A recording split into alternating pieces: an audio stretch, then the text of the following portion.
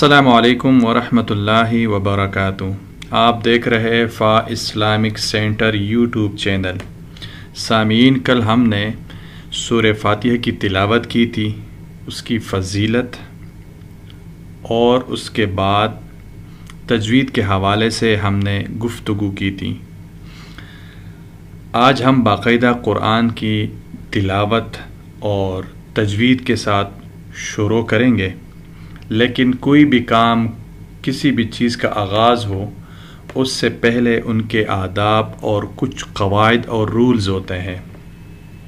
लिहाजा जब हम क़ुरान पढ़ना स्टार्ट करते हैं, तिलावत करने का इरादा रखते हैं, तो उसके कुछ उसूल है, आदाब हैं।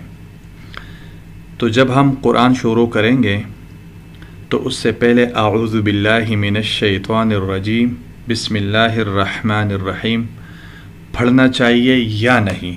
बहुत सारे लोग जल्दी में होते हैं या किसी को सुना रहे होते हैं या भूल जाते हैं, बस क़ुरान शुरू कर दिया। कुछ लोग आऊज़ु बिल्लाहि मिनश शैतानिर्रजीम पढ़कर स्टार्ट करते हैं और कुछ लोग बिस्मिल्लाहिर्रहमानिर्रहीम पढ़कर स्टार्ट करते हैं। कायदा और मसनून तरीक़ा ये है कि अगर हम क़ुरान शुरू करने का इरादा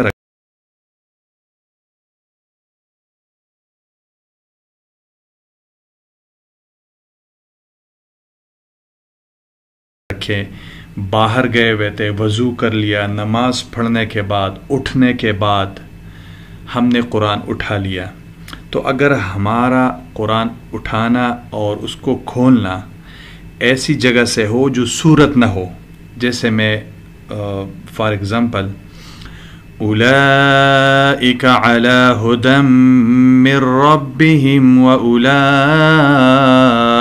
हुमुल मुफ्लिहून, यहाँ से मैंने अपनी तिलावत के आगाज़ कर दिया। ठीक है, ये कोई सूरत नहीं है। घर में बैठा हुआ था, क़ुरान उठा लिया और इसी पेज से मैंने आगाज़ कर लिया, तो ये सूरत का आगाज़ नहीं है, बस क़ुरान मैंने उठा लिया और शुरू कर दिया। तो ऐसे सूरत में रूल्स और क़ायदा और अदब और मसनून तरीक़ा ये है कि मैं सबसे पहले आऊज़ु बिल्लाहि मिनश शैतानिर रजीम पढ़ो, फिर उसके बाद उलाइका से शुरू कर लो। एक ये तरीक़ा है, इसको सीख लेना। और अगर मैंने क़ुरान उठा लिया, कल मैंने कुछ पढ़ा था, रेगुलर में पढ़ता हो और मेरा जो इख्तिताम है क़ुरान का वो मैंने ऐसी जगह पे की है जो सूरत ख़त्म थी, तो अब अगर मैं शुरू करता हूँ, जैसे सूरह रहमान, कल मैंने सूरह रहमान से पहले जो सूरत थी वो मैंने ख़त्म करके क़ुरान रख दी। आज जब मैं आगाज़ कर रहा हूँ तो ये सूरह रहमान से कर रहा हूँ, तो ये गोया मेरा जो इब्तिदा है सूरह रहमान से हो रही है और सूरत से हो रही है। तो यहाँ पर फ़ुक़हा और मसनून तरीक़ा ये है कि मैं पहले आऊज़ु बिल्लाहि मिनश शैतानिर रजीम पढ़ो, फिर बिस्मिल्लाहिर्रहमानिर्रहीम पढ़ो और सूरह रहमान स्टार्ट करो। ये तरीक़ा है, मसनून तरीक़ा है। बाज़ लोग सवाल करते हैं कि ये वाजिब है या फ़र्ज़ है। ये कोई वाजिब या फ़र्ज़ नहीं है। वाजिब का मतलब ये होता है कि अगर आपसे साक़ित हो जाए, आप उसको तर्क कर दें, छोड़ दें, तो आप अज़ाब के मुस्तहिक़ हैं, मतलब आप गुनाहगार हो जाएंगे और आपसे पूछ होगी सी। इसी तरह फ़र्ज़ का दर्जा भी बहुत बड़ा है, सबसे बड़ा है, तो उसके बारे में भी आपसे सवाल होगा, गुनाहगार होंगे और आप अज़ाब के मुस्तहिक़ होंगे, कोई भी। ठीक है, लेकिन सुन्नत एक होते हैं मुस्तहब। अब अगर आपने आऊज़ु बिल्लाह बिस्मिल्लाह नहीं पढ़ी और मतलब सूरत का आगाज़ कर, इसका मतलब ये नहीं हुआ कि आप गुनाहगार हो गए, बल्कि आप सल्लल्लाहु अलैहि वसल्लम की जो बरक़ात है, उनकी जो शान है, हम उसके उम्मती है और उनके जो हक़ है वो उनसे हम महरूम हो गए। ठीक है।